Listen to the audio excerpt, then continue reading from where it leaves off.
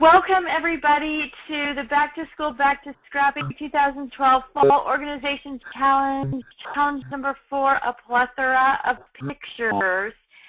And we are just going to jump right in and get started today. And I want to say before I change the screen and announce this week's winner that we had so many amazing progress posts this week. So to all of you, we only choose one, and it's hard to just pull that one out and look at all the other ones that are left on the list of names, because everybody's just been doing a great job and really moving forward. And so I'm excited for you guys to be part of our little tribe here, and excited that you're getting so much done. And I wish I could give everybody a prize every week, because I think you all rock for the work that you're doing. All right, so this week's winner is Linda Nash. She says, again, I cannot believe that I'm making progress, slowly but surely. I wish I had known all this when I began purchasing my scrapbooking supplies. And this is really, it's so funny. I'll let you all read the rest of her post there. I don't need to read you what's on the screen, but I thought that when we chose this and it said that I wish I had known all this when I began purchasing my scrapbooking supplies.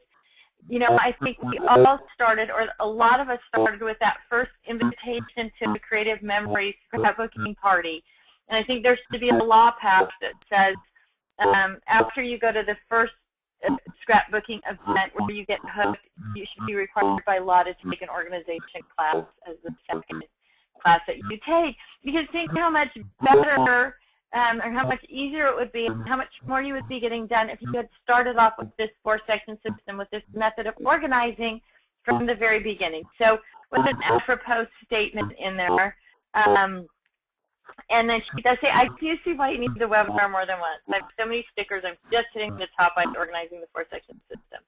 So anyway, keep up the good work, Linda Nash, and you are this week's winner. So Joanna will be sending out to you a $25 gift certificate to the Scrap Rack website, and you definitely deserve it. So great job this week for you. So let's get going here. What are our goals this webinar? Our goals are to have a strong system for sorting, storing, and organizing both digital and printed photographs. Understanding how to tag photos so that you can find them easily. I should say understanding how to simply tag photos, because you don't need to go overboard on the tagging programs. So, and again, we're working on this system here, a mental path for your brain to follow to find your photos, same as we've done for your supplies in the first couple of webinars. So what will you need? You'll need some sort of software for storing and sorting your digital images, photo storage boxes for printed photos or some type of storage box or storage container, a perpetual calendar, either physical or digital, on your computer, and some folders and paper and sticky notes for labeling. And there are a lot of great softwares out there. Some of them you have to pay for. Excuse me. Some of them are free. We'll talk a little bit about them as we go along here. But don't think you have to run out and buy something. You probably already have something on your computer that you may not even know about. So don't worry about, we're not going to force you into spending $200 on some new fancy software. So gather your photos. That's step number 1. There's that word gather again. So your first step is to get all those photos all together in one place. So go around rummaging through your boxes and your bins and your drawers and the closets and under your bed or in the attic or wherever you might have those photos stored, and let's pull them all together so you can see what the task is ahead of you. You want to do the same thing with your digital photos. So gather those all into one place. So Microsoft Office Picture Manager is easy to use, may already be on your computer. Another software program called Picasa can really help, because what Picasa does is it goes out when you download it on your computer. It's free. It's Picasa. I think it's Picasa.com. It might be Picasa.net as well. I think they own both links. And it goes out into your computer, and it gathers up all of your photos, and it brings them back. We have a couple of things that that are showing that says not sure if it's just my computer, but I can still only see the first screen. So are other people seeing the whole screen, the changes screens? Because I'm on like screen number 3. That's interesting. Just seeing the cover.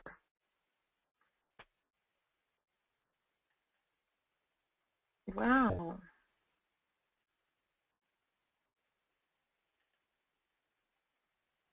Okay, let's see here.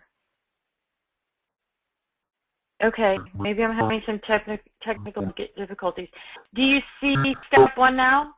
Okay, that was me. Somehow I hit a pause button, maybe when I hit the recording button. Yay! Okay, it's a good thing I have my pen open here. I wouldn't have known that before. So, all right. So what did you miss? Let's take a quick, let's go back a screen here. I don't think it's anything that exciting, actually. It's just things that I was kind of reading off of. So this week's winner, Linda Nash. So I'm telling all you guys to read that, and then it's not there to read. I'm sorry. So there's Linda's full post as the winner this week. So, and again, and they'll all be in the recording process. They'll all be on the website as well. So I'll just go through them really quickly. So there's Linda Nash's post about organizing should be something that you do right away, so that when you're new. So any of y'all who have friends who are new to scrapbooking or crafting or whatever, please feel free to share the link to the Back to School, Back to Scrapbooking page on the website. They can, if they want to do the webinar challenge, they can watch the ones we've already done, and they can sign up to join us for the rest of them. But especially new people, if you could start out organized, oh my gosh, that's such a great point. All right. So now, sorry, a little sidetrack there. So now let's pop forward. I talked about our goals to have a strong system for sorting, storing, and organizing both digital and printed photos. How to tag those digital photos. The different things you're going to need, some software, photo storage boxes of some type, perpetual calendar, either physical or on your computer, and then folders, paper, and sticky notes for labeling. So we do have some new photo storage boxes that have photo files with them, and I guess since they're so appropriate for this challenge, I will do I'm just writing photo storage box sale. I'm going to do something special with the photo storage boxes and envelopes for you guys, and file folders for you guys. So watch for the email that comes out later. I'm not sure what that will be. I have to figure that out, but we'll do some kind of coupon special on those since they're so perfect for this webinar. Okay, so step 1, gather your photos. So gather your physical photos together, gather your digital photos together. I was talking about Picasa, and Picasa will go out into your computer, either Picasa.com or Picasa.net. I'm going to write that. I'm going to add that link to the email that goes out this afternoon or tomorrow as well. And what Picasa does is once you download it on your computer, it goes out into every file on your computer, and it brings all the photos into one place. So, so that if there's stuff scattered all around on your computer, it's going to bring it all into one place chronologically, and it works really great. In fact, I had, you know how sometimes when you download photos on your computer and you hit save or whatever, and you have some other file open, and they end up stored inside a file, inside another file somewhere else, and they're never to be seen again because you didn't spend time tagging them or whatever. There's no way to search, all those kind of things. Well, that happened to me with some Halloween pictures of my kids. They were totally lost. It turns out that I had the dog's vet record open on my computer, and I downloaded those pictures right into that file folder. You know how it is, you're just like click, click, click, whatever, not paying attention. I thought they were gone forever, and when I downloaded the class on my computer, it pulled those files up, and then you can right-click on properties and find out where they are, and so I was able to get them out of that that file and into where they belong. But so Perpetual is a really cool tool. It's free and it does a great job. So if you're not using anything like that, or you're concerned about,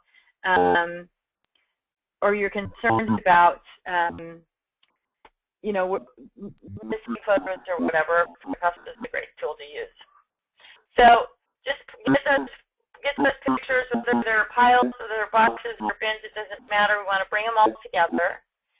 And step 2, we're going to talk about physical photos, labeling each of the boxes of photos you've got differently. So there's some boxes that have been sorted and you know the approximate dates, some that you don't have any idea what the dates are, some that are kind of in between. So you want to get labels on the boxes, first of all, so you know what those are. So when you're looking at these screens, you know, all the photos in the top left box are from May of 2002 to July of 2004, but they're not sorted. I just know for a fact that those are the dates that are in there. The bottom photos, June 2001 to April 2002, those are all in chronological order. I know they've been sorted. And then I've got these other 2 boxes that just need to be sorted. So let me flip my screen here. So just getting some major labels on the boxes, you're going to find it is really helpful just as you move through the process.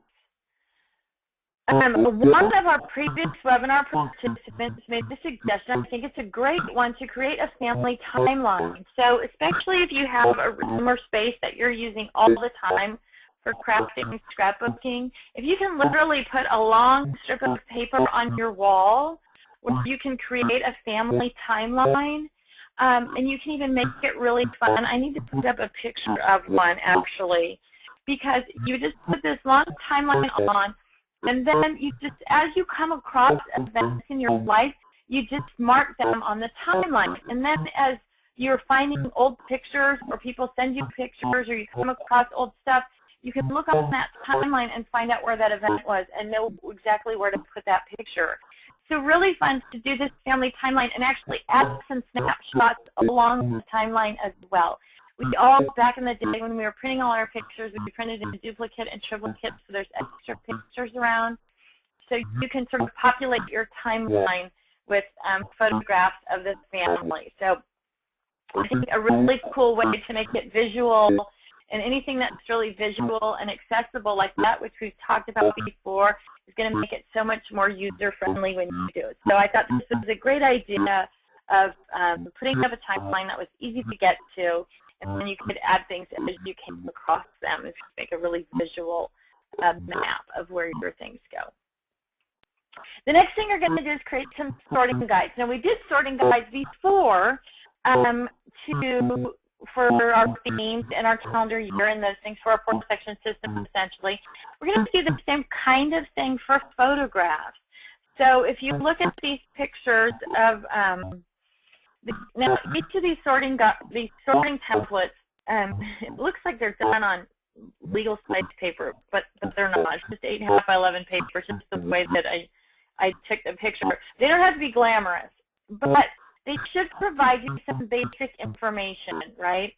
So 2008, you can see on the left side, SB equals spring break. So SB always equals spring break in my little coding system, which we'll talk about a little bit later. So spring break was Hawaii, and in June we took a California road trip. And as you'll see at the bottom of these, it says LT 7 and 8, Max 5 and 6 with a number circled over the top. So this was LT, London Thomas, my older son, finished 7th grade and started 8th grade in 2009, and he turned 13 in 2009. And Max obviously finished 5th, started 6th, and turned 11. So that sounds like kind of dumb, right? You know how old your kids are, but if you're like me, I was constantly finding myself counting backwards and trying to figure out, you know, if this was London in the 7th grade, did that mean that was 2009 or was it, 2008? This was a graduation picture of 8th grade. What year was that? And this is the birthday party. Was he 12 that year or 13? So just by doing all your sorting templates at one time, it's easy to put in, what year your kids were in school and what birthday it was, and then when you come across pictures, you're not constantly, like me, if you're like me, I guess, using your fingers and toes to kind of go back through everything and count up the day. So, and again, if you've got that timeline set up or going like we just talked about, the timeline will make it really easy for you to do the sorting templates. So makes it really simple. And then you're going to add major events. So if there was a wedding, if there was some special kind of vacation, some other big event in your family, you could write it right down there. And then as you came across pictures, it's easy to put them in that place. Step 4, sort into or onto the sorting guide. So start with a year, and don't worry about grouping pictures together from particular events unless they're already together. Just get everything into the right year pile, okay? So unless you don't, most of us have tons of pictures. If you have a very small amount of pictures, then you can do more of the sorting as you go. But essentially what we're trying to do is get big chunks of the organization down with these years, and then we're going to break it down into smaller chunks by the event. So don't worry too much about, make sure it's in the right year pile. If it's already in a group, then you might turn them like crisscross so that you can see that whole group is together or whatever, but don't get obsessed with it. Don't let yourself get overwhelmed. Just go quickly through them. So this is a completely subjective exercise, and you can recruit family members to help, and it'll be fun, I promise. And one of the wonderful things that happens now, let me take a deep breath here. Other sorting things that we've been talking about, themes, etc. You can't really have other people sort those because they have to be based on how you think about things, right? But with the photographs are subjective. They were actually at a particular time, a particular place. But one of the things that is really fun about getting your family to help you sort photographs is that you start talking about what was going on in those pictures. And the things that you remember as the family historian or scrapbooker are going to be very different than the things that other family members remember. So if you bring a notepad or note cards or something with you to family photo sorting night, then you can make little notes and put them with those pictures, fold it up and put it with the pictures about how different members of your family might have remembered that event. So I know a lot of people have family game night or family home evening or something like that. So this is the perfect activity for that evening event where you can get sorted through those pictures and really hear and learn what the other people in your family remember about those events and make some notes. So let it be fun. Let it be fun. Make some popcorn or some other good snacks and have fun with it. So there's a couple ways. If you're not using the sorting templates, you can do the same kind of thing by using empty boxes. So you can see in the upper left-hand corner, I just used a regular box, and I put the sticky notes for each of the events that were going to end up in that box, right on the edge of it, so I would know what to throw in there. And then the sorting templates, the paper templates, you can see those as they're all kind of laid out for the sorting process there. You can even kind of see in the picture on the bottom right where I do have some pictures that are crisscross. So those were big groups of pictures that were a whole event. So as you're finding those pictures, if there is a whole event, you should go ahead and crisscross them, and that'll keep them all together. You'll be able to tag them later. The next thing you're going to do is you're going to sort your stacks into events.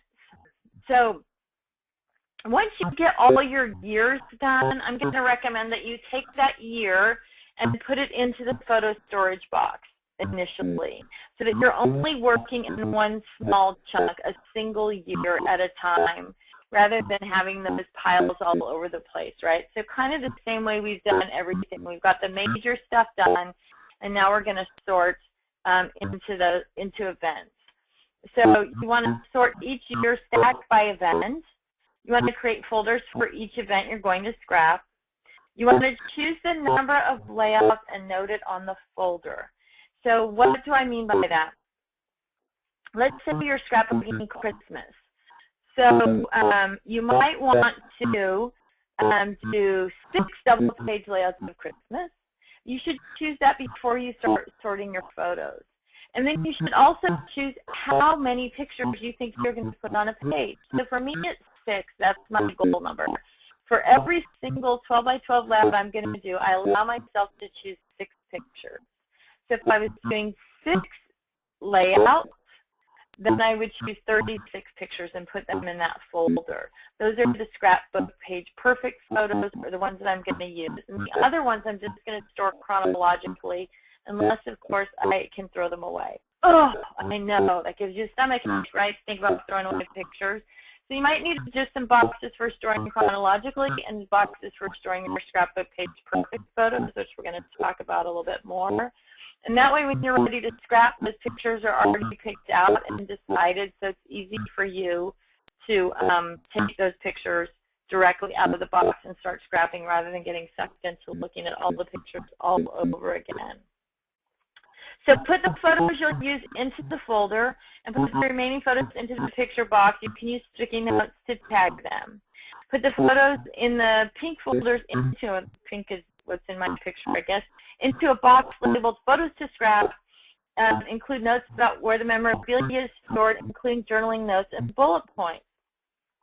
So here I've taken those pictures out of the 2008 pile. I've chosen the ones I want to scrap for the 2008 road trip, 5 pages, 30 pictures. 2008 Hawaii Spring, 6 pages or 36 pictures. So now I have those sorted out and ready to go. When I'm ready to scrap those events, I've got all the information that I need right there. The other pictures, the leftover pictures, are just in a photo storage box or a cardboard box, or actually use a Rubbermaid 16-quart box, and they're just stored chronologically. So also on that folder, and these were just, I did these before we had the photo files. And I just wrote on the front of it, a piece of it, 8.5 by 11 piece of paper, the different events, where the journaling notes are in the computer, where the memorabilia is in the file cabinet, and some other main stuff. So now when I'm ready to do this project, and if you open this up, there's more notes on the inside of the paper.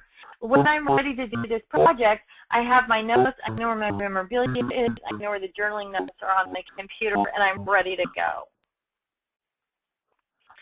So this is what your sorted photos would look like. This is the ready to scrap box. So when you're ready to work on something from 2008 or 2009, you just open the lid off that box and pull out the event that you want to scrap. Makes it super simple. And you don't get sucked into looking at all the pictures in the box over and over again. So this is our new photo and memory organizer kit. So you get a photo storage box, and it's one of those snap-together boxes. And as is our tradition, it's a little bit longer, a little bit wider, a little bit taller than most other photo storage boxes.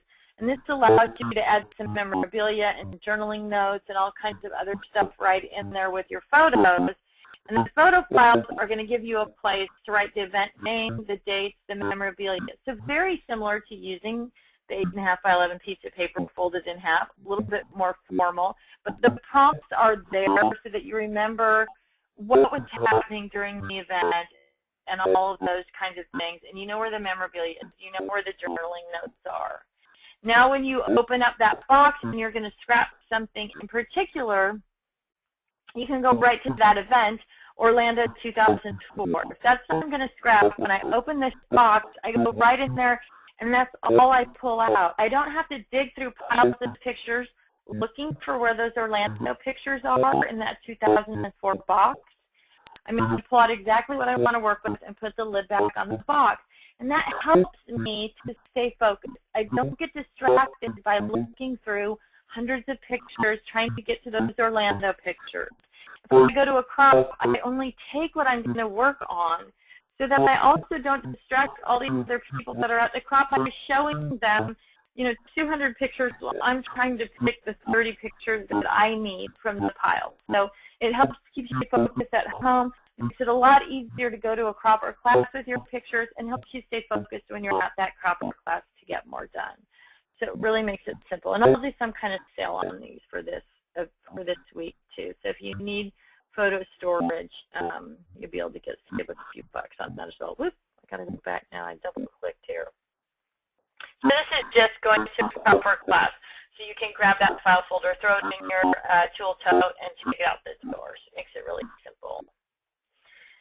Okay, so let's talk about digital photo storage. My first tip to you about digital photo storage is don't be like me and put your Halloween pictures in the dog's vet file.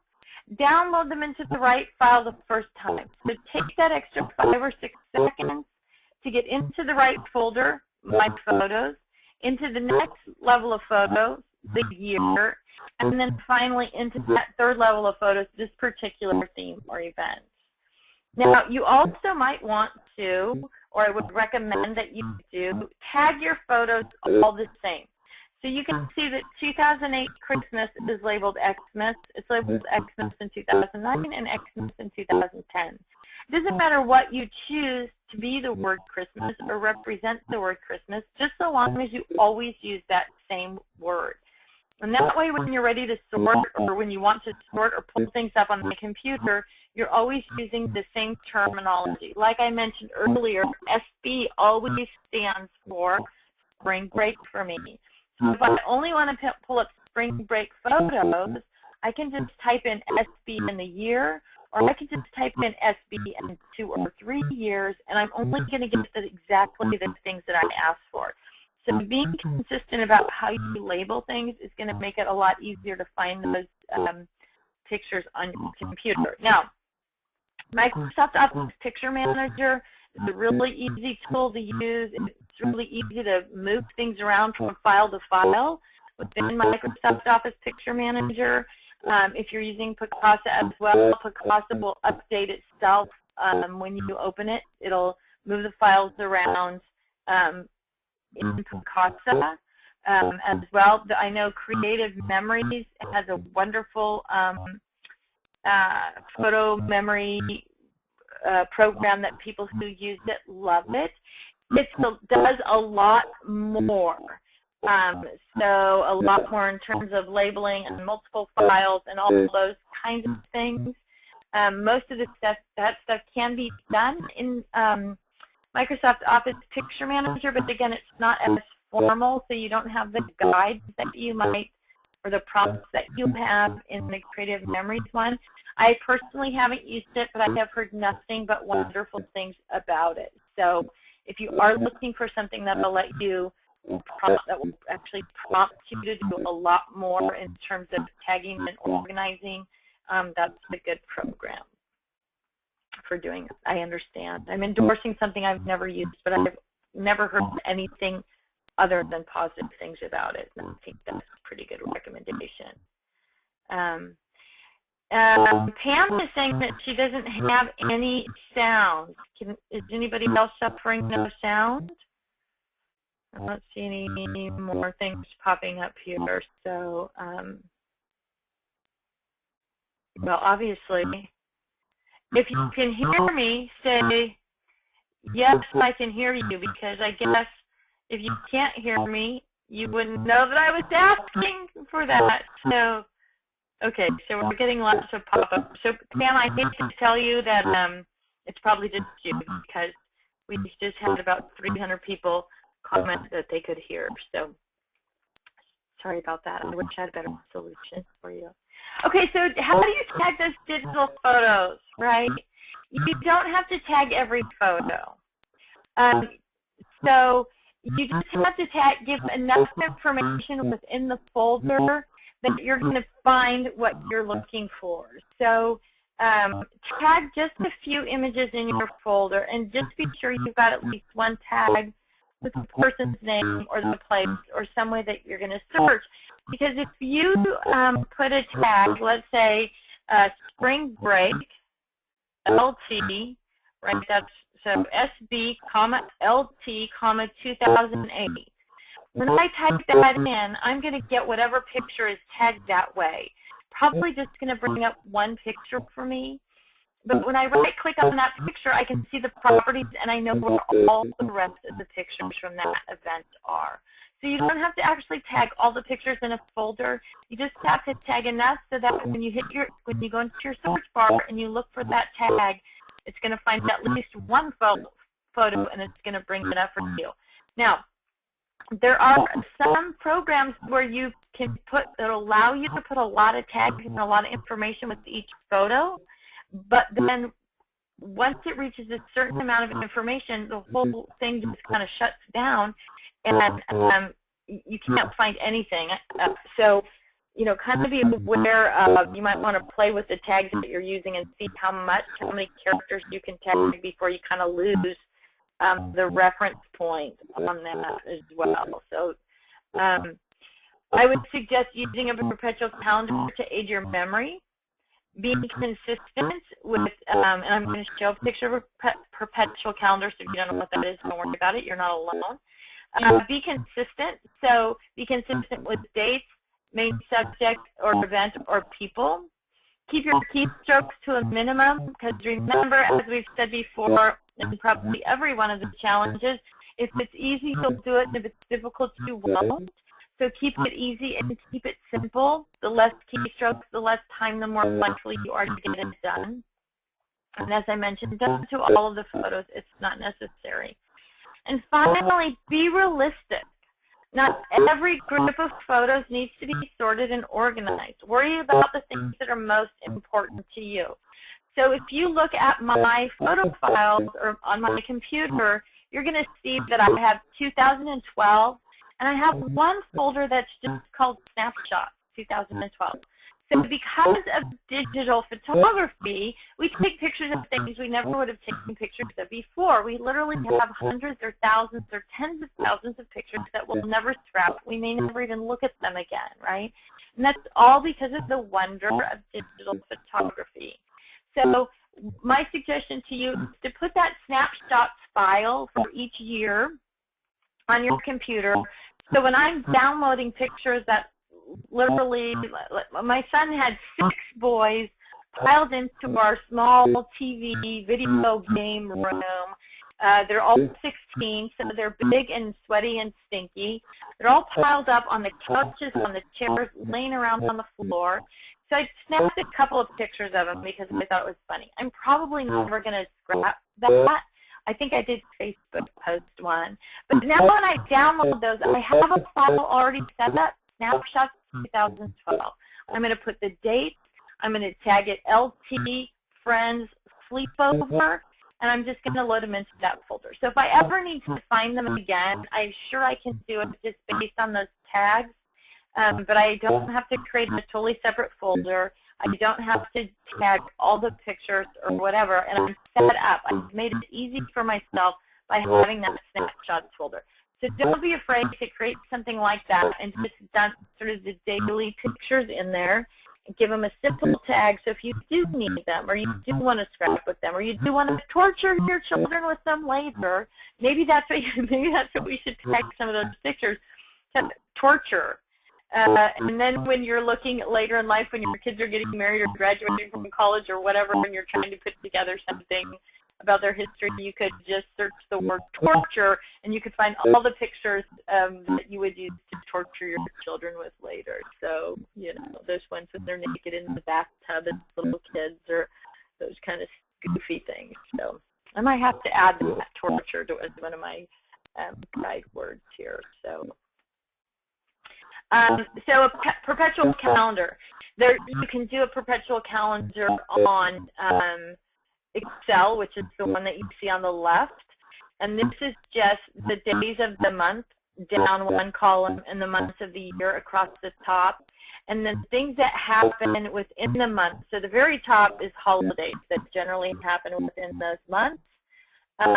So Martin Luther King Day, President's Day, Easter, those all fall on different days of the month. They're not consistent. Like if you look down on the 24th of December, you'll see Xmas Eve, and then the 25th is Xmas. So I can use this. I can either print it out or just have it on my computer, and I can use it to make sure I'm tagging consistently.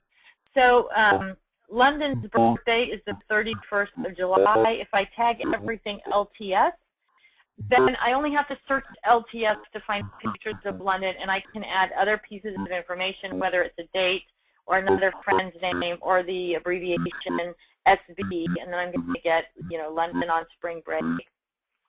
So the names correspond with birthdays of people. You may have more than one person whose birthday is that date, and then you can, widen your column and or your row and put a couple of names in there. So it's kind of multi-purpose. It serves as a birthday calendar, so you remember when birthdays are coming up, and it serves as a way to remind you of how you're tagging or coding those people in your pictures. So the other picture on the right side is it's the Perpetual calendar. That is, I believe, close to my heart. I'm sorry if I'm giving the credit out incorrectly there, but oh yeah, I think it is close to my heart. And it's the same thing. It's just a spiral-bound calendar with the dates 1 through, 30, 31, whatever the month is, and you're supposed to write in people's birthdays on each line, and then you have it on your bulletin board or on your walls so you can remember birthdays, but you can use the same thing to tag individual events so that you remember it. And so, you can use the bottom or the top of it to write in things like Easter or Martin Luther King Day or, whatever abbreviations you're using for Thanksgiving or whatever. Okay, so this week's challenge is to establish your physical and computer filing systems.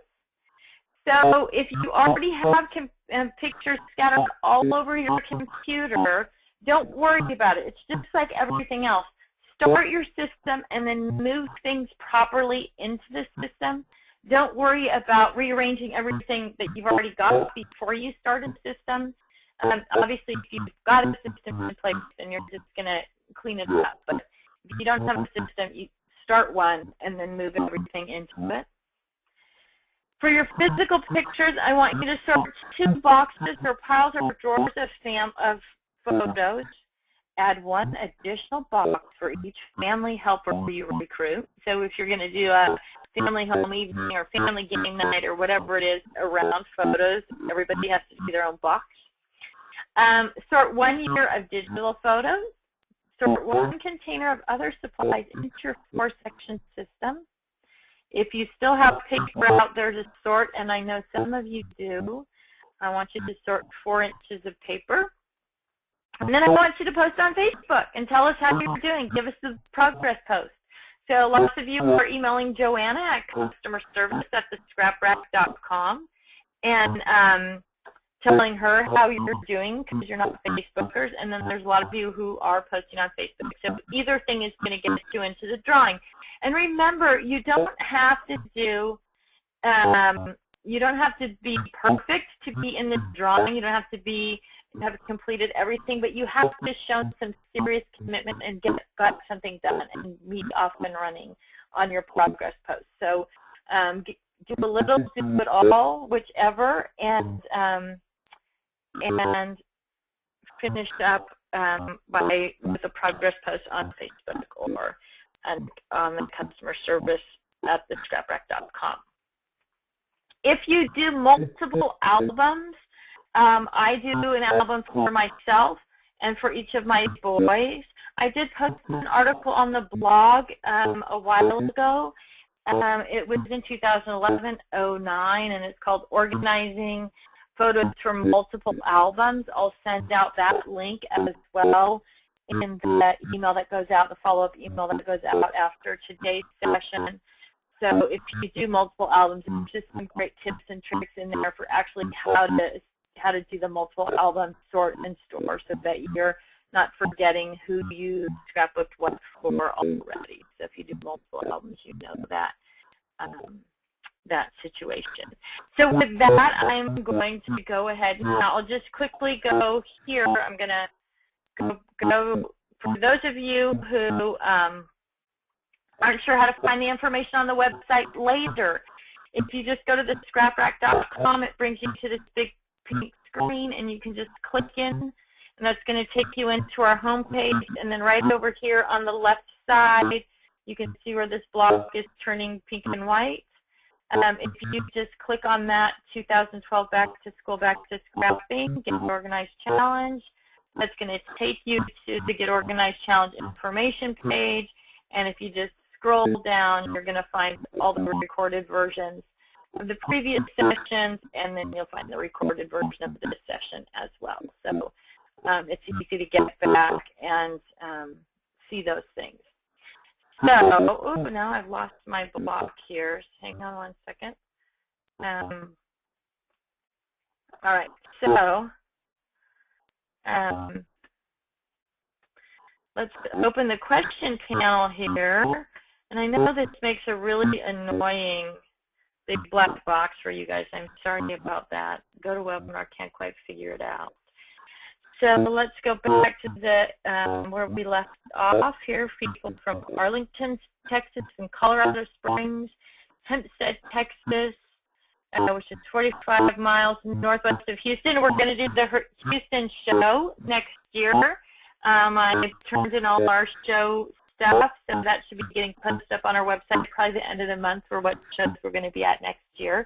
But Houston is somewhere I've never been. I'm excited to go there next year. So Kathy says, my scrap rack arrived and I can't wait to move into it. I have a ton of stuff and am having a yard sale. A big thanks to Karen for helping me and for getting my order just right. So I'm not sure if Karen's tuned in this morning or not.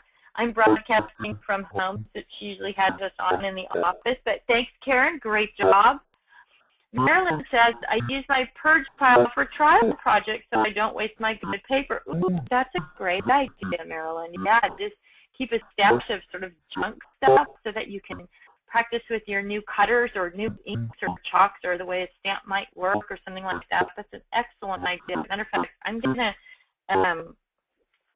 gonna write that down. Bear with me for one. Purge pile for trial, I'm gonna write. So yes, if you kept a little stash of stuff that you could practice on, you would have the right sort of paper weight and maybe textured papers or whatever. Good idea. Margaret says, one thing I've discovered is that I can see new things and not feel like I have to possess it. I am looking at stuff I have had to have a couple of years ago and think I need to purge this. So good job, Margaret, on that. You know, it is really interesting. It's one of the things I talk about when I teach live a lot, that that you start to think about things differently, and when you know what you have and when you've gone through what you've got, and when you're in a situation where you could be buying something new, it makes it a lot easier to make a better decision, to say to yourself, yes, I know myself, I know if I buy that, I'll use it, or to say, yes, I know myself, I know if I buy that, I'll just be storing it for another year. So it really does, once you start organizing your stuff and sort of feeling like you're in control, it gives you all kinds of control, not just control over your shelves or your boxes or bins or totes. So thanks for sharing that, Margaret. Melanie says, I'm giving my purge file to my friend. All the stuff in it is more her style than mine. She loves it. So see, it's a great way to endear yourself to a friend. And then, Melanie, please turn her on to the webinar challenge, because if she has all your great stuff, she'll need to put it away in an organized fashion so that she can use it. Marilyn says, I'm just starting and beginning right. Yay, Marilyn. We're all jealous that you're getting into this early. It's something we wish we all had done. Nancy says the slides are not changing as you advance your I think I just lost voice too.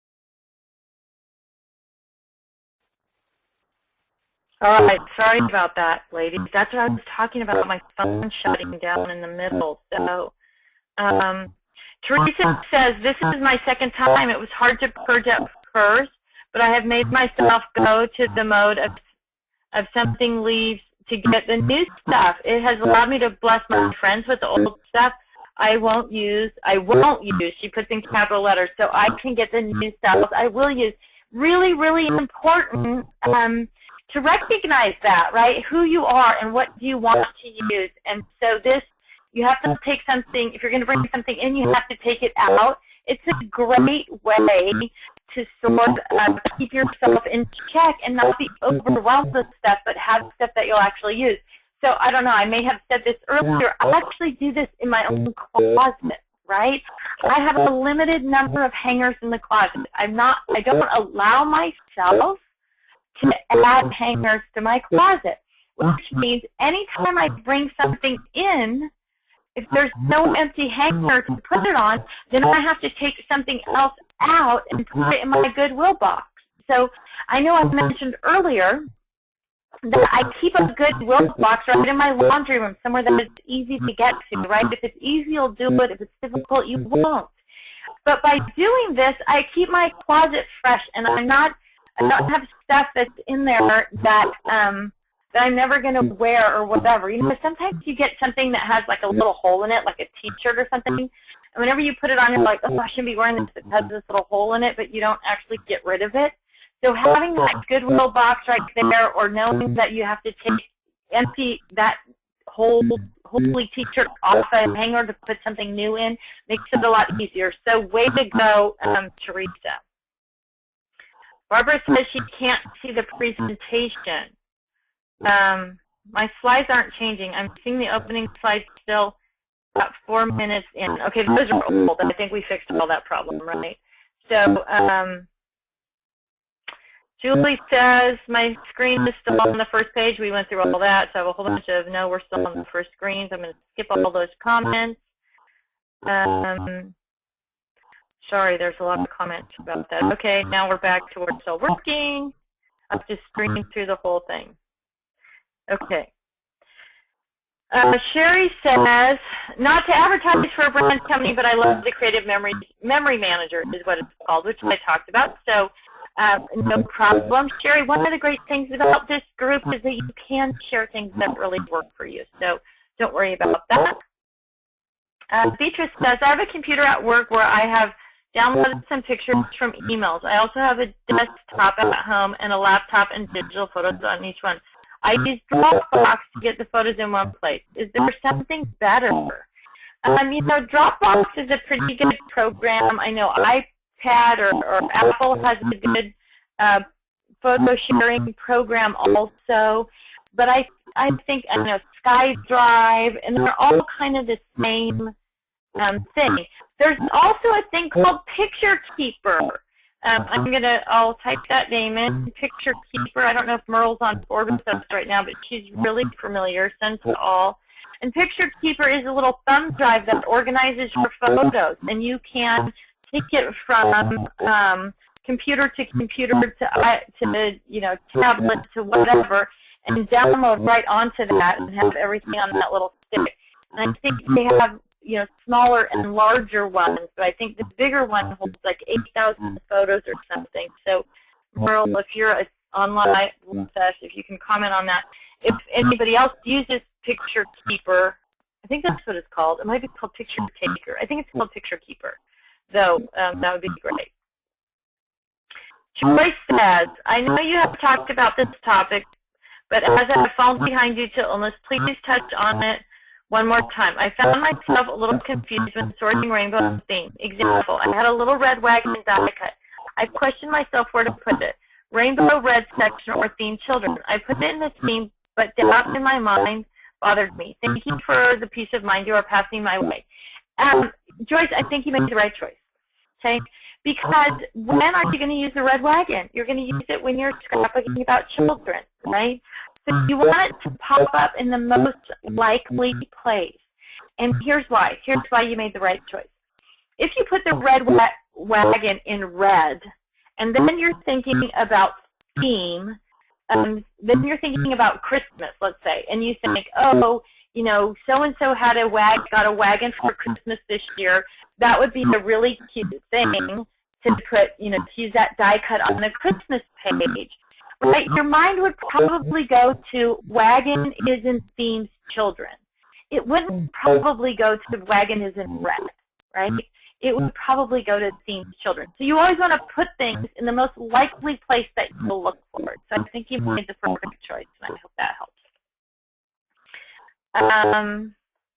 So we have another Libby is, Libby, hi Libby.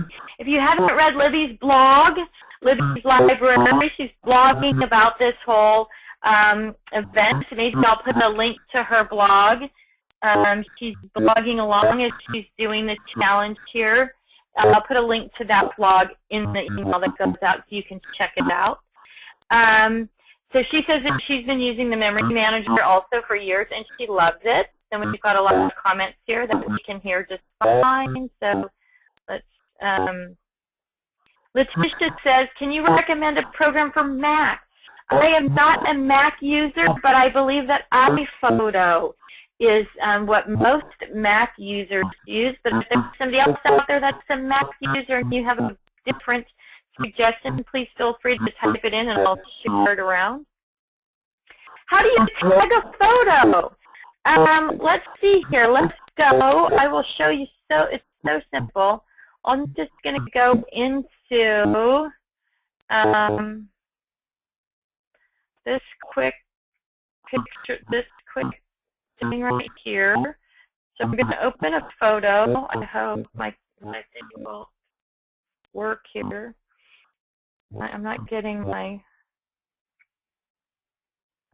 any photos to open up. I don't know why that is. Let's see if I've got some on my desktop that I've been working on here. I don't know why my libraries aren't opening. So I'm just going to open a photo. I have some photos that I put on my desktop. Here's a full craft room, it says. Okay, so so to tag the photo, I guess I have to go to the desktop, sorry. Go to my desktop. If I push the right icon, that'll help.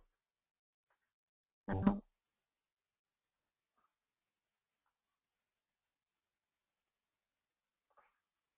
Here we go, I'm finally at the desktop. Let me close some of this stuff down here. Reduce it, at least. Okay. So on the desktop, different things that I'm working with, I have those photos on my desktop, right? So if I want to right-click this photo right here, and I just go to rename from the list, and then I can rename it. So this one looks a little funky because it's a single photo. Let's open the handbags thing. That'll be easier. So I'm going to open with Microsoft. I can't. Sorry, I'm feeling like a. For some reason, I don't know if it's because I'm running. Go to webinar, but basically, here we go. I'm just going to open with Microsoft Office 2010, and that's Microsoft Office Picture Manager, and then I'm going to click on Edit.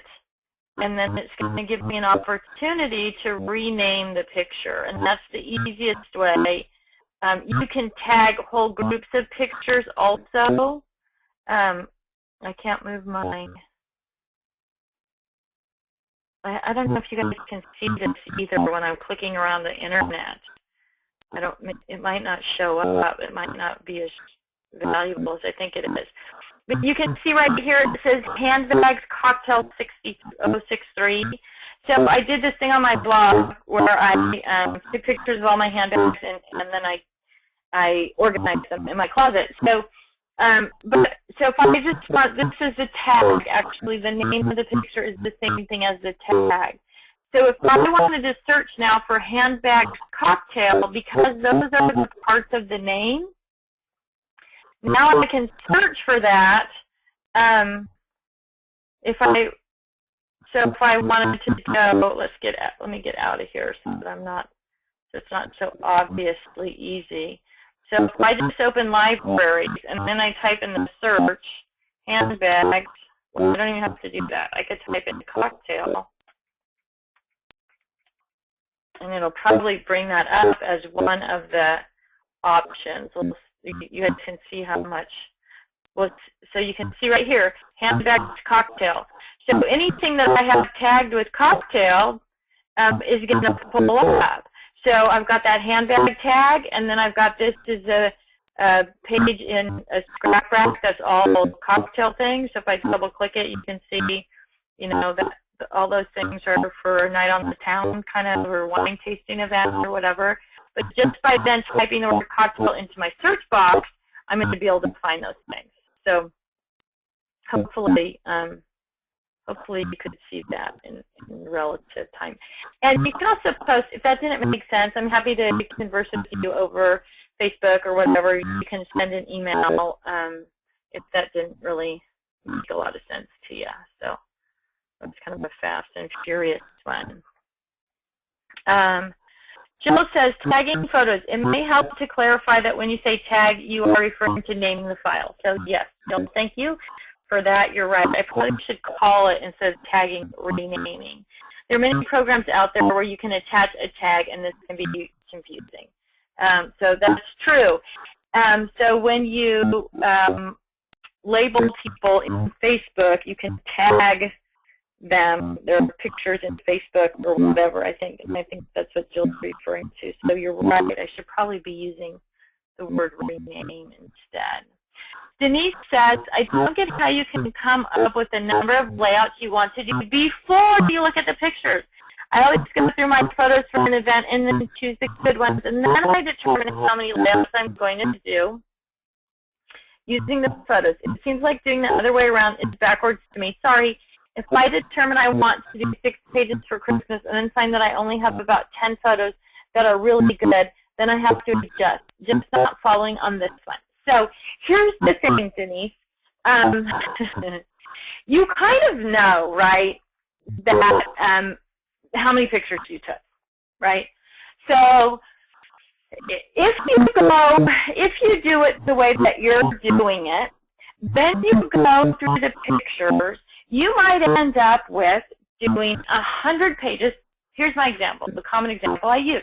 I have 250 pictures that I took with the digital camera of my son Max eating chocolate ice cream. He was on the beach. He was almost just under 2 years old, covered in chocolate ice cream, seagulls all around, big blue eyes, little blonde crew cut, totally cute. Nobody wants, so I literally have enough great pictures of Max eating chocolate ice cream to do an entire album of just that photo shoot alone. So, but I don't have enough hours in my day, and I don't have enough people who want to look at Max eating chocolate ice cream that anybody would probably look at that entire photo album besides me. So when I tell you to choose the number of layouts that you're going to do first, it just gives you a realistic goal for how much you want to share, and it keeps you in check from doing huge, over-the-top amounts of pages about things. Now, it's all different for everybody, right? So I will confess, OCD, right? I need a plan, I need a goal, I need to take my things step by step. I plan my work, I work my plan. I never work my plan and then plan my work because it doesn't work, right? So I plan my work. I'm going to do 10 pages for Christmas. Well, I know before I look at those pictures, I'm probably going to have 10 pages worth of pictures. I'm going to have 30 pages worth of pictures. So you probably wouldn't run into the trouble of saying, I'm going to do 6 pages of Christmas and then not have enough pictures. But if I know that I'm going to limit myself to 6 pages for Christmas, and I know that 1 page is going to be decorating the house, and 1 double page layout is going to be our annual Christmas party, and 1 page is going to be Christmas Eve dinner, and 1 page is going to be opening gifts, and 1 page is going to be Christmas Day dinner, 1 page is going to be the kids' Christmas pageant at church, whatever it is. I know those things before I start. And so by setting that goal and taking those pictures first, I don't lose control and end up creating an entire album about Christmas, which is not what I want to do. Now, it's a little bit different for everybody, but what we're trying to do is keep ourselves from getting overwhelmed. You can always add pages or subtract pages if that happens. If I decided I was going to do 6 pages, but I totally forgot that we also went to Zoo Lights, which is an event at Christmas, and I thought, oh, I want to add a page for Zoo Lights, and that's going to add, another double-page spread to my Christmas pictures. I'm going to allow myself to do that. I'm not going to say, oh, sorry, you didn't calculate that in, so you don't get to do Zoo Lights. But for most people, if you set a goal to start with, it's a lot easier to complete the task, and it keeps you from getting overwhelmed. And that's really my goal with setting those types of scenarios is I don't want to get overwhelmed. I want to know what the task is ahead of me, and I want to feel like it's within my control to do it. You can always add or subtract from that point. The other thing is the more you handle something, the longer it takes and the less efficient you are. So when you're looking at pictures over and over again, then you're spending a lot of time going through them over and over, whereas if you open those pictures on your screen, you set up one file that's, that I call, well, some people call it the delete file. Some people call it the can't throw away file, whatever it is. So you might open your Christmas picture, download your Christmas pictures into your Christmas 2012 file, and then you have your each event folder. Those are the pictures you're going to scrap. And then you have another folder that's just from Christmas that year. It's things that you're not going to scrap. And so rather than deleting them, you just move them all over there. So it just leaves you with the best of the best, and then you put them in the file folder for whatever the event is. I hope this is making sense. I feel like I'm sort of rambling on about it. But your goal is not to get overwhelmed. Your goal is to get large scrapbooking done. And to do that, if you set yourself up with some parameters, you won't get overwhelmed by the number of pictures that you've got. So I hope that didn't sound too much like a lecture. Valerie says, which software program would only collect one copy of the same picture? Microsoft Picture Manager copies whatever is on my card, so I have the same pictures over and over until I erase my card. I'm wondering if you're talking about the card that's in your computer, in your camera, Valerie, and I'm wondering why you're keeping pictures on your camera card if you've already downloaded them, so maybe I'm not following. But usually there's an option that says do not import duplicates.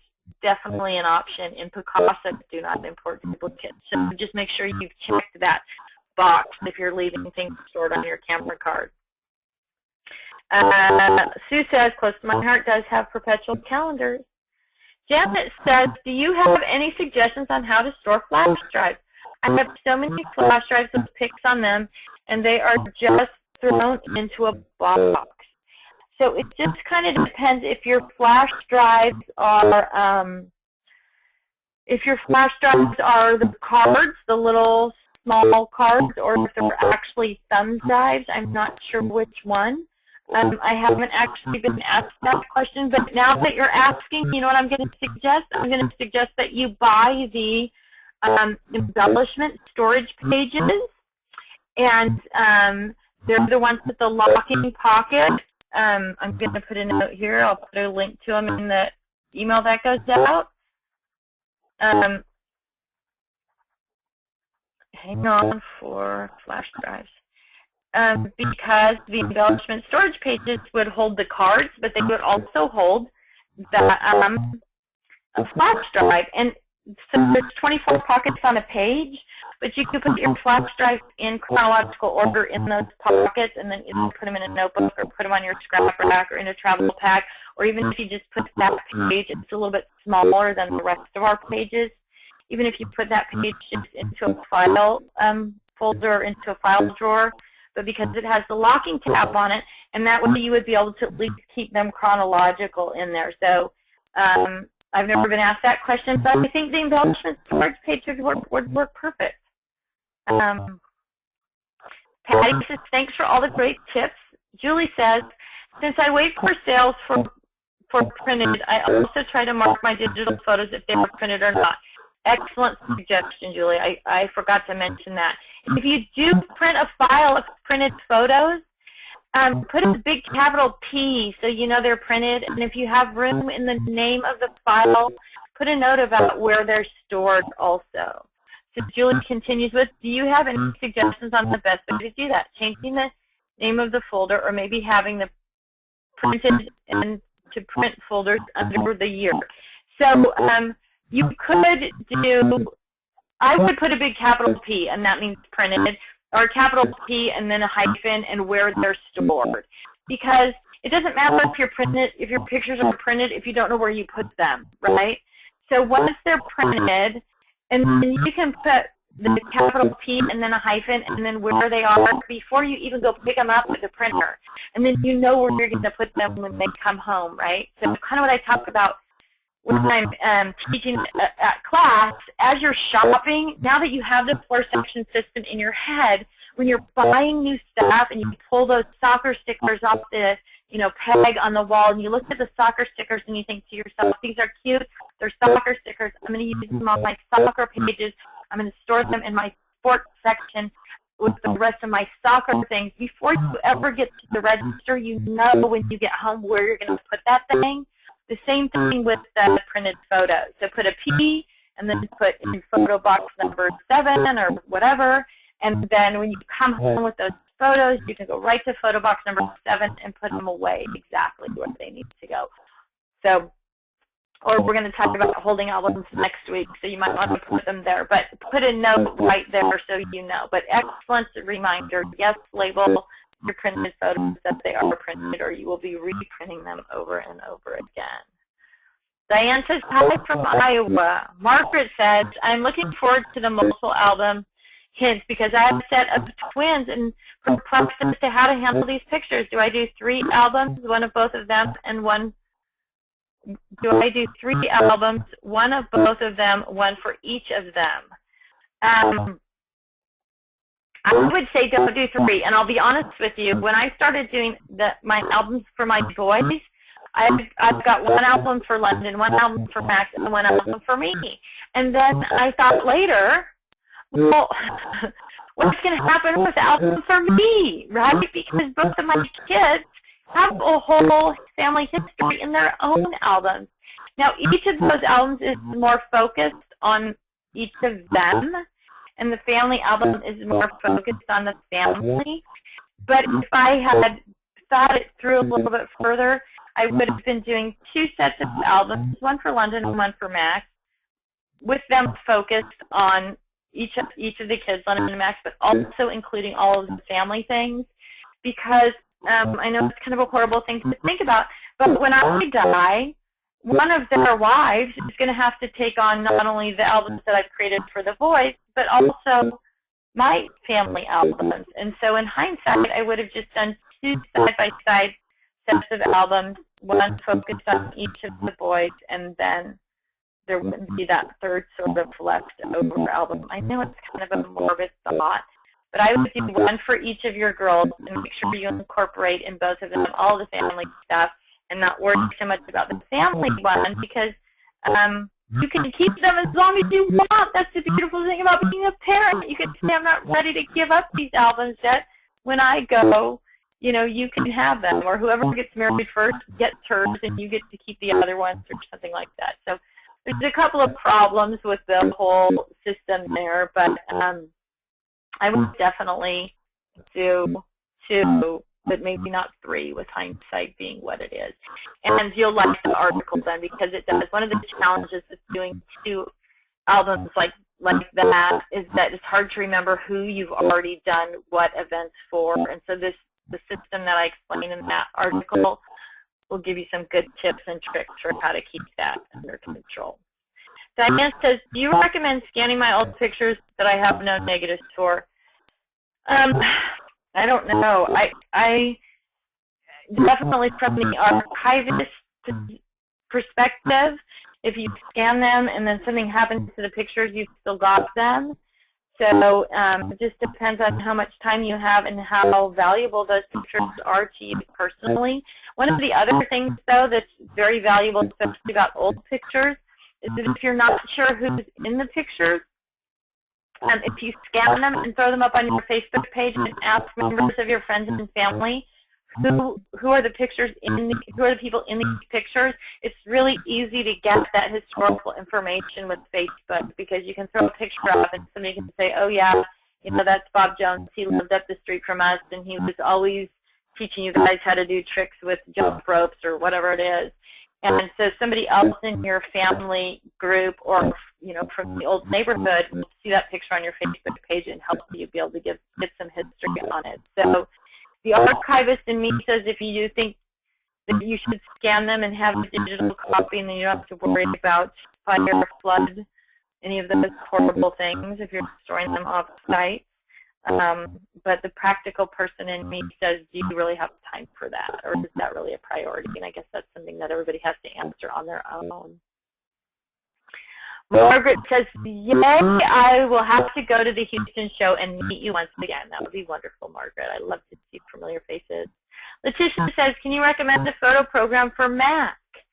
So hopefully some Mac users will post that. The only one that I'm aware of is called iPhoto. Cindy says, my sister and I are watching together. We have mom's pictures 60-plus years to sort and organize. We are planning to sort into decades and then get our brothers to help sort into years. Excellent way to go. So Cindy brings up another good point. Don't get overwhelmed, right? That's our thing. Don't get overwhelmed. Get organized. So if you sort first into decades and then into years from the decades and just keep breaking it down into the smaller steps, you're going to make progress and you're going to feel good about it, and it's going to be easy to feel in control.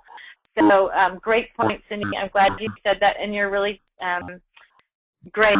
That's great. It's a great way to go, especially when you become the family historians. You are going to get everybody else's photos dumped on you, so to be able to take control of them is perfect, and I'm excited that your sister is watching along with you.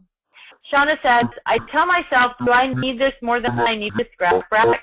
Keeps my spending down so I can save for what I really want. And Shauna, that's a great strategy, and thank you for sharing it. This is one of the reasons I love, love, love teaching. It is, if you can come up with some things, some little questions that you can remember. In this case, Shauna's question is, do I need this more than I need a scrap rack?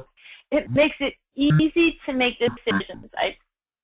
I'm a crazy nonfiction reader, right? And so there's a book out called Good to Great, and it's about what takes good companies to become great companies. And that is that those companies ask themselves the hard questions, and they answer the hard questions with honesty, even when it's not what they want to hear. And that's exactly what Shauna's doing right here. She's asking herself a hard question. She's got a reward in mind. So even though she might really want something, there's something else that's more important to her. So way to go, Shauna, and thanks for sharing that with me. And I can't remember the author's name for Good to Great, but he would be proud of you for applying his wonderful principle into just your daily life.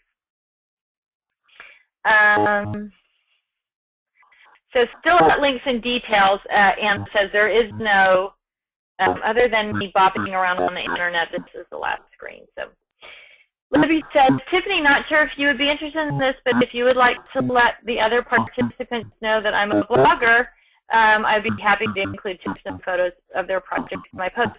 So I'm going to send out that link to Libby's library blog, and so you guys can check out her blog. And then if you have pictures and stuff that you want her to share with her blog readers about how you're doing in the challenge, it sounds like she'd be happy to do that. So we would love to have you.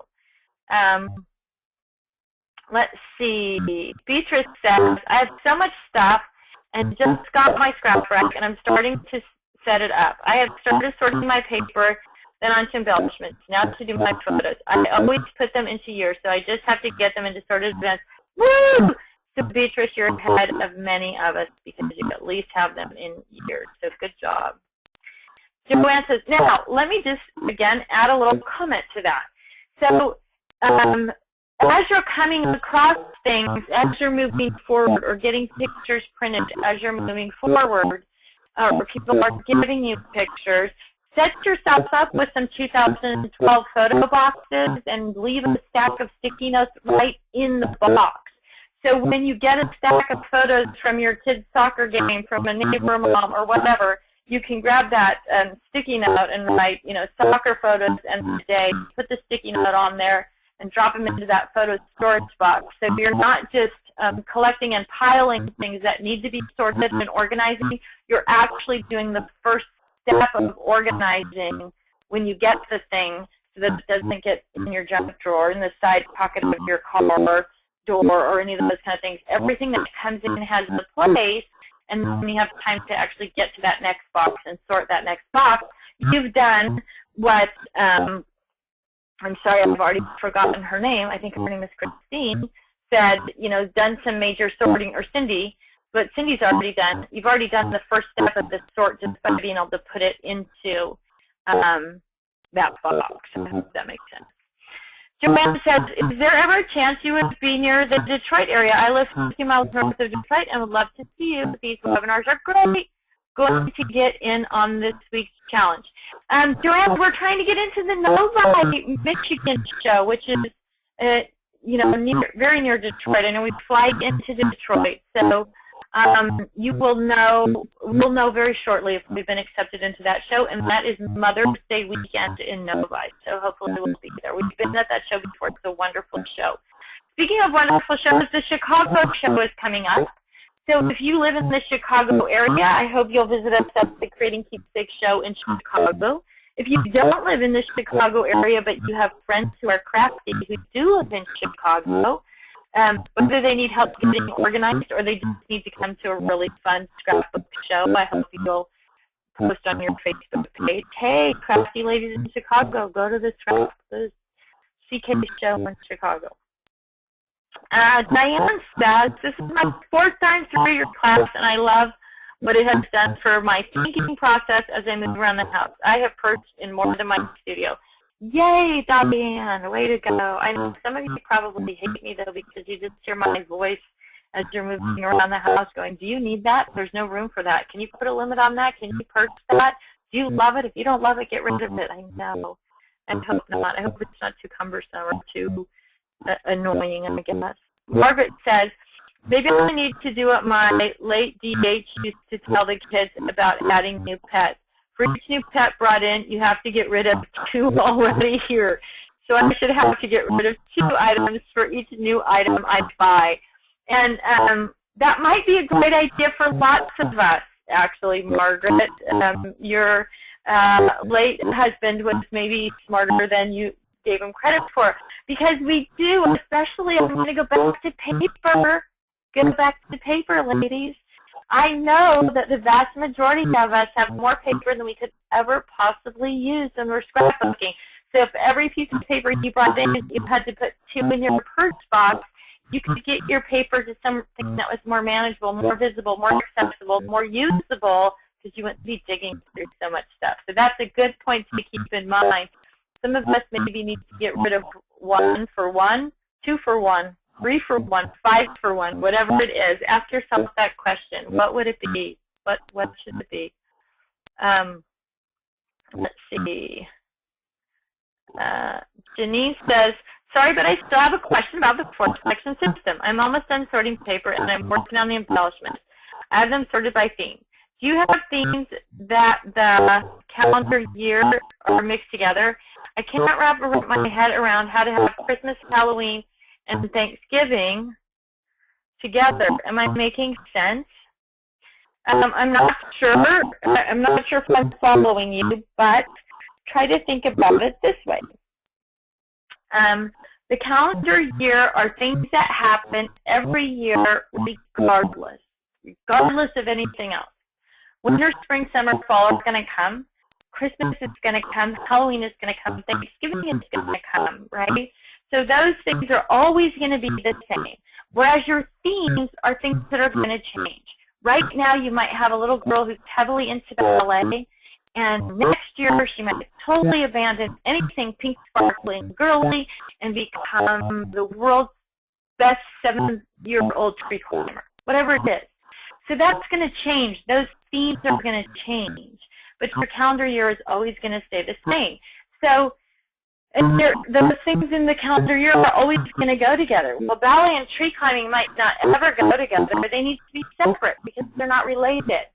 But in your calendar year, you're going to have all your holiday and seasonal stuff together. So fall, Thanksgiving, Halloween, back to school kinds of things, all might use leaves and acorns and pumpkins and trees and those kinds of things that all feel like that time of year, even though Halloween is a very different holiday than Thanksgiving. Pumpkins, leaves, acorns, scary trees with no leaves or tree silhouettes with no leaves, they're going to work in all of those environments or all of those kinds of pages or projects. So you want to keep things together you would use together. If you take Halloween and you put it under H, and you take fall and you put it under F, or if you think about fall as autumn, you put it under A, you put Thanksgiving under T, then when you're working on a fall page, you're not going to see all the things that might have also worked from Halloween or Thanksgiving because they're in two separate categories. So you have to hunt around for them. Then, as we're going to talk about in the last section, when you're going to go to a proper class, if you're working on Halloween pages, you're going to take your Halloween section with you. Well, if you have it by calendar year, just by virtue of taking Halloween, you're also taking fall and Thanksgiving. So you're going to have all of those things with you instead of having to look through 3 different sections or compile what you're taking with you from 3 different sections and forgetting something. So I hope that makes sense. I hope that was what the question is. Maybe I'm not reading the question properly, but please feel free to retype if that didn't answer your question. Lois says, recently purchased 10-drawer scrapping cart. Didn't want to get rid of it. I am storing my embellishments into it, putting colored buttons as labels. Working great. Way to go. So here's the important thing about the 4-section system. You don't have to have a scrap rack to use it, right? You can do it in any number of things. Lois is using the scrapping cart. Now, you know, I have a certain biased opinion about the scrap rack, and I think it's the best tool. But one of the beautiful things about the 4-section system is whether you're using Ziploc bags or 10-drawer carts or file folders or binders, once you get into that 4-section system, it's going to make your life so much easier, regardless of the tool. Okay. Jacqueline says, back in the day, I would buy at least 10 sheets of each collection. Lately, I take the collection and make up partially completed layouts. Do you have any suggestions to sort them so that I go to them first before starting a new layout?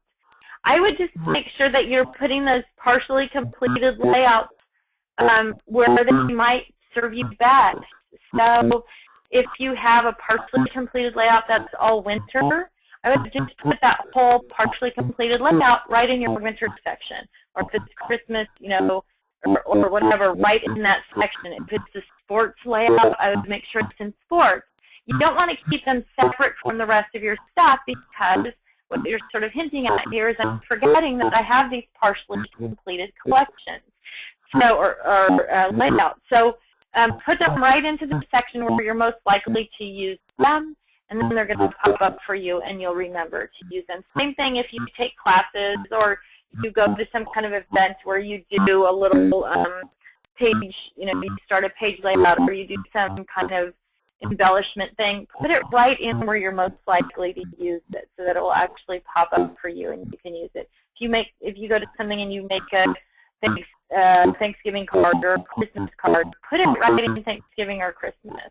Put it right in birthday or wherever it is so that when you're looking through those sections, if you're going to make a birthday card for somebody and you go to your birthday section, you see that that one's already done. So try to integrate all of those things into the most likely place that you'll look for them. I hope that makes sense, Jacqueline. Natalie says, I am so impatient to receive my Queen Crop a Lot package I ordered last week. Woo! Natalie, it's coming probably international Air International. I think that's the only way we can ship that kind of weight. So hopefully you'll have it soon. Hopefully next week you'll be posting up that it has arrived. So Margaret says, I use the Passport external drive to hold all my photos and take them with me if I do not take my laptop with me. So a Passport drive actually works great. They're big on memory and small. So you can easily drop it into your handbag or whatever. But for the gal who was asking, what do I do with the pictures I've spread onto multiple units, multiple things, the Passport drive, and they're available at Costco, and they're relatively inexpensive now, is a great choice. So thanks for posting that, Margaret. Peggy says, I missed a few weeks due to my grandbaby being born. Well, congratulations, Peggy. That's today and working on paper stacks as I listen. I have lots and lots of paper. I will be trying to downsize, lots of exclamation points. We'll keep our thoughts with you, Peggy. Karen has popped up and she says, from Jackie in Portland, is it possible to post the PowerPoint print out ahead of time? I like to print it out and add notes as you're talking. I think so. The reason I haven't in the past is I'm writing as I'm talking, so that's a little distracting. I'm sorry. PowerPoint ahead of time. I can print it out without the.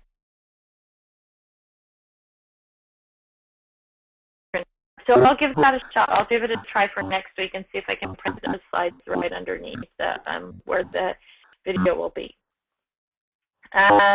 Lisa Kaufman says Memory Manager is also for Mac. So Creative Memories Memory Manager has a Mac version. Rebecca says, I'm a Mac user and use iPhoto, but Picasso also works on my Mac. My PC husband and I share that way. So that's a good point too. If you have both the Mac, Apple products, and PC products, Picasso is a good choice. I didn't realize that because I do have kind of a mix of products. Good to know.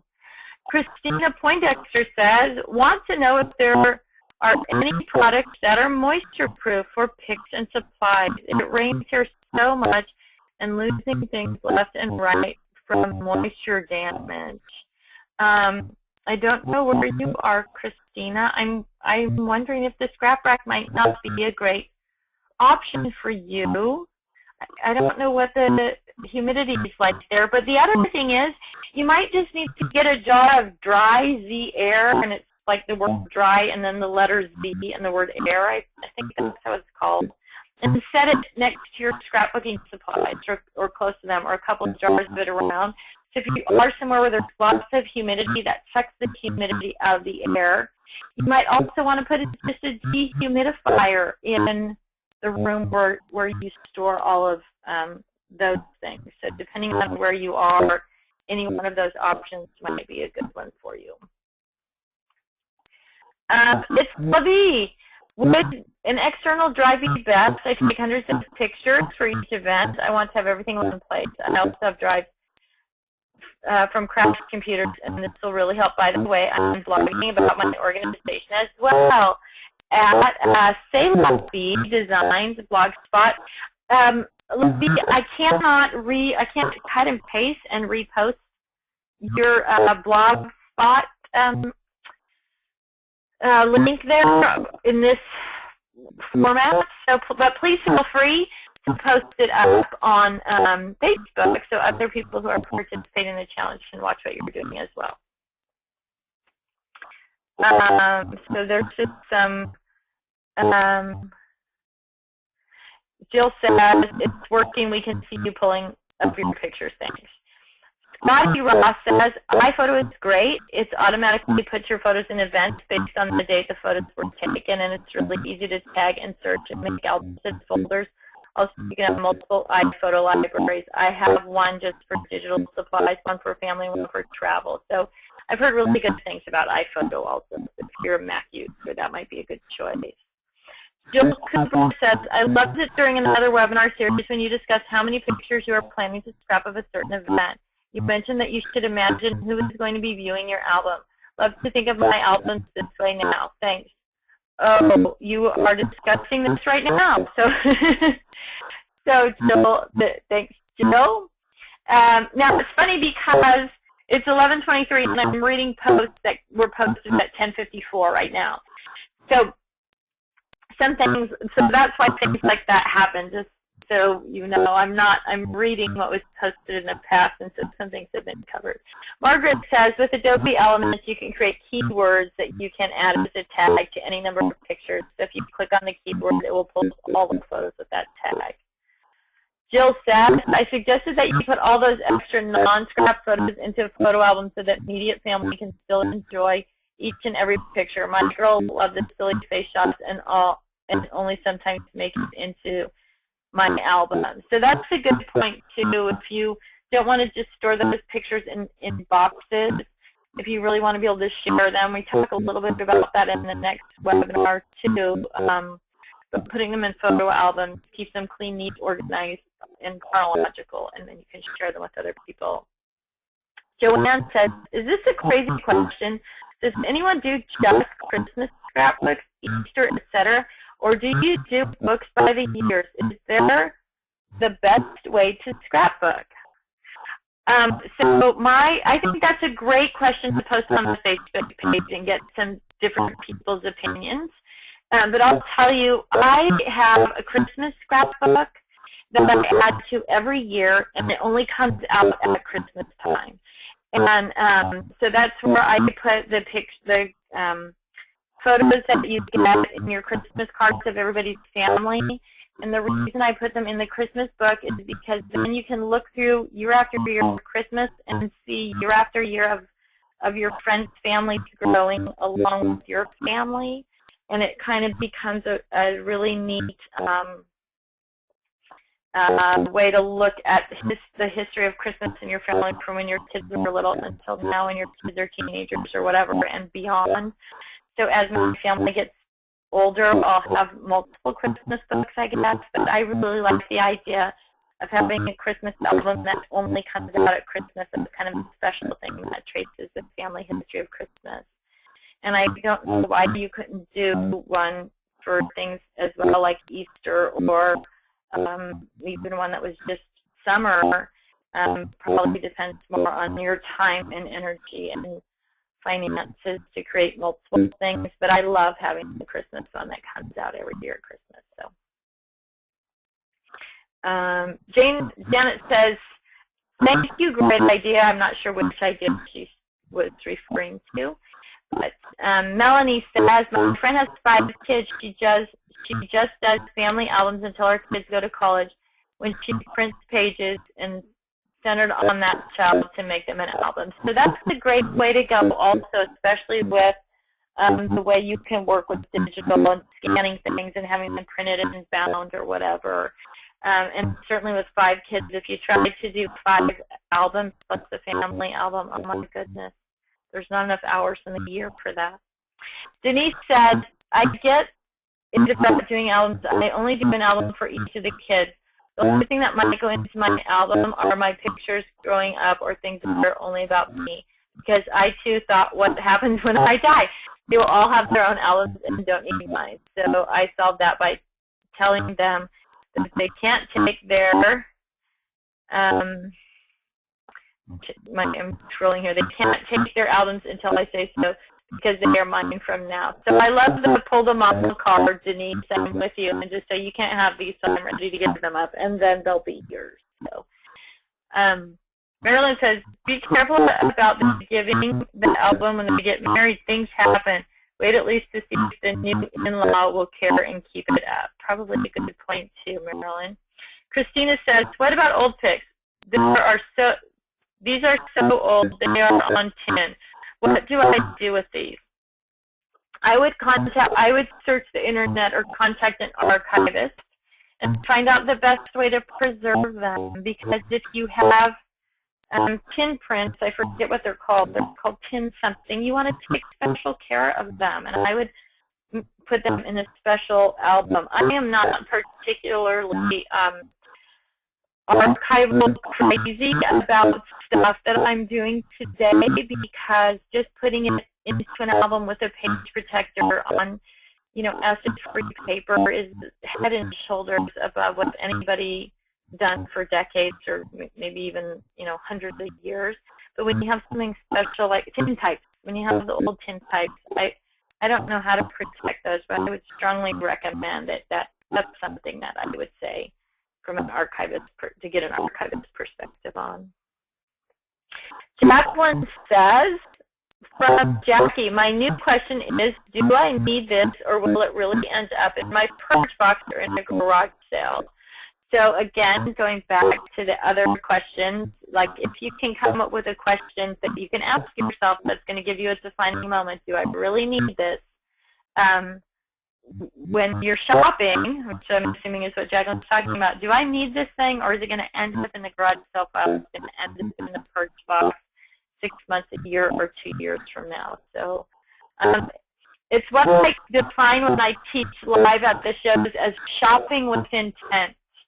And when you purchase something with intent, it has a purpose. And when something has a purpose, you know where it's going to go and you know how it's going to be used, then you're far more likely to actually use that thing than when you just buy things sort of willy-nilly because they're cute or because you think that you'll be able to use it at some point. So when you're purchasing crafting supplies, sometimes we pass on really great things because they're expensive, like die cuts from Scrapbook Wizard are beautiful, layered, textured, unique die cuts, but they're expensive. And sometimes we get caught up in the moment of, look, I can get these 10 things at the dollar booth instead of this one $10 thing from Scrapbook Wizard. Well, when you know that thing from Scrapbook Wizard, let's say it's the Disney, a beautiful Disney thing, and you think to yourself, oh, we went to Disney this summer, I could use this as the opening page or the title page for the trip, it's so gorgeous, and you know what you're going to do with it, and it's $10 versus going to the dollar booth and buying 10 things that you don't know what you're going to do with.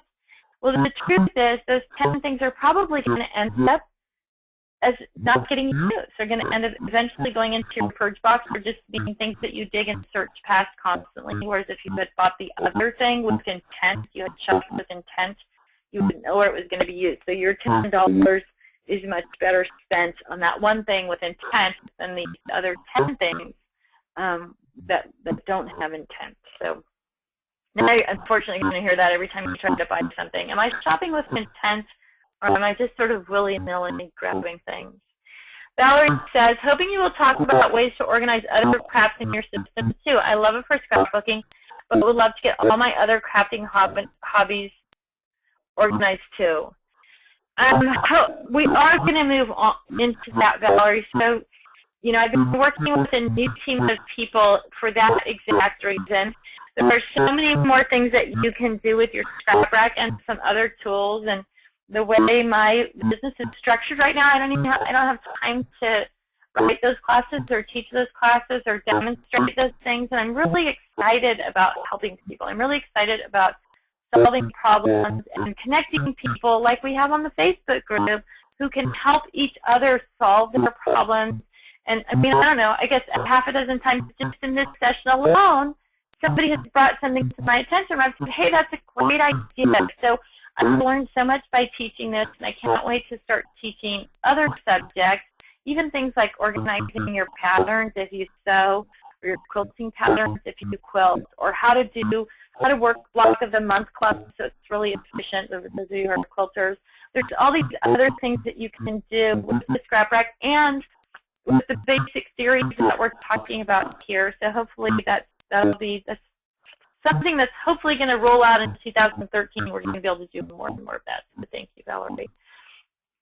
Jean says, hi, Tiffany. I have a Mac. I use iPhoto, but I recently moved to Aperture because it runs out of space on my hard drive. iPhoto is great and comes with iMac operating system. Aperture costs money but works like iPhoto, and I can store all of my photos on an external hard drive. Aperture does a few more things too, I think.